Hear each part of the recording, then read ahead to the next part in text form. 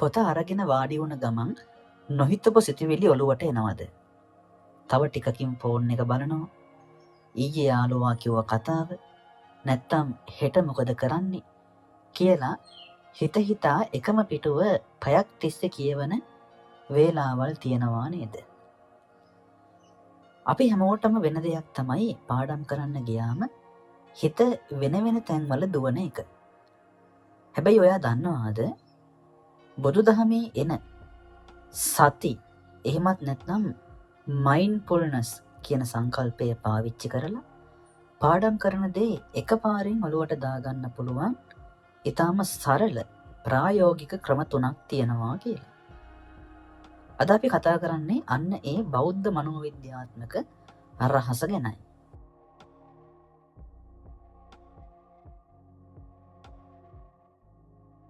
පළවෙනිම දේ තමයි සිතුවිලි රීසෙට් කිරීම. අපේ හිත දිව්වොත් දුවන්නේ තැන් දෙකකට විතරයි. එකක් අතීතය නැත්නම් අනාගතය. හැබැයි පාඩම් කරද්දී අපේ හිත තියෙන්න ඕන මේ කියවන වර්තමාන මොහොතේ විතරයි. මේකට කරන්න ඕනේ දේ තමයි පාඩම් කරන්න වාඩි වුණ ගමන් කෙලින්ම පොත කියවන්න පටන් ගන්න එපා. පොත වහලා S2 පියාගෙන එක දිගට තදින් හුස්ම ඉහළට අරන් පහළට දාන්න. ඩීප් බ්‍රේත් පාරවල් 5ක් ඔයා කරන්න ඕනේ. ඒ හුස්ම දිහා විතරක් අවධානය තියන්න. ඒකෙන් වෙන්නේ ඔයාගේ මනස වෙන තැන් වලින් ගැලවිලා හරියට රීසෙට් වෙලා ඒ මොහොතට එන එක. මේකට යන්නේ තප්පර 30යි. හැබැයි මේකෙන් ලැබෙන වෙනස අදාහ ගන්න බැරි තරම්. දෙවෙනි එක තමයි සතියෙන් එහෙමත් නැත්නම් සිහියෙන් කියවීම. ගොඩක් අය කරන්නේ පාඩම හයියෙන් කටපාඩම් කරන එක. හැබැයි කටින් කියෙව්වට හිත තියෙන්නේ වෙන තැනක නම් ඒක මතක හිටින්නේ නැහැ.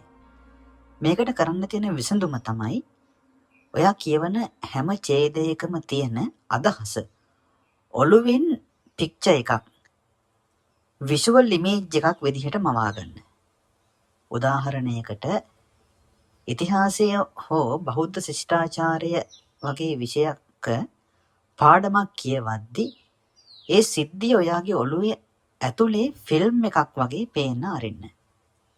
ඒ එක්කම වැදගත් වචන පෑනකින් හයිලයිටින් කරන්න. එතකොට ඔයාගේ ඇස, අත සහ මනස කියන තුනම එකපාර එකඟ වෙනවා. වෙන තැනකට හිත යන්න ඉඩක් ඉතිරි වෙන්නේ නැහැ. තුන්වෙනි දේ තමයි හිත වෙන තැනක ගියොත් ඒක පාලනය කරගන්න විදිය. කොච්චර try කළත් පාඩම් කරද්දී හිතපු ගමන් හිත වෙන තැනකට යන්න පුළුවන්. ඒක සාමාන්‍ය දෙයක්. හැබැයි හිත වෙන තැනක ගියාම අයියෝ මට පාඩම් කරන්න බැහැනේ. මගේ හිත එකඟ නැහැනේ කියලා කේන්ති ගන්න එපා. බුදුදහමේ කියන්නේ නොඇලී නොගැටී ඒ දිහා බලන්න කියලා. හිත වෙන තැනක ගිය බව තේරුණ සැනින් හරි මගේ හිත වෙන තැනකට ගියා කියලා ඒ සිතුවිල්ල දිහා නිකම් බලන් ඉන්න. ඊට පස්සේ කිසිම තරහක් නැතුව හිමින් ආපහු හිත පොතට අරන් එන්න. මේකට කියන්නේ සිහිය පිහිටුවා ගැනීම කියලා. මෙහෙම කරද්දී හිතේ තියෙන පීඩනය නැති වෙලා එකඟතාවය වැඩි වෙනවා. ඉතින් මේ ලේසි ක්‍රම 3 අදම ඔයා පාඩම් කරද්දී අත්දැක බලන්න. පළවෙනි ක්‍රමය තමයි පාඩම් කරන්න කලින් තදින් හුස්ම අරන් මනස රීසෙට් කරන්න. දෙවෙනි ක්‍රමය තමයි ඡේද කියවද්දී රූප මවාගෙන සිහියෙන් කියවන්න.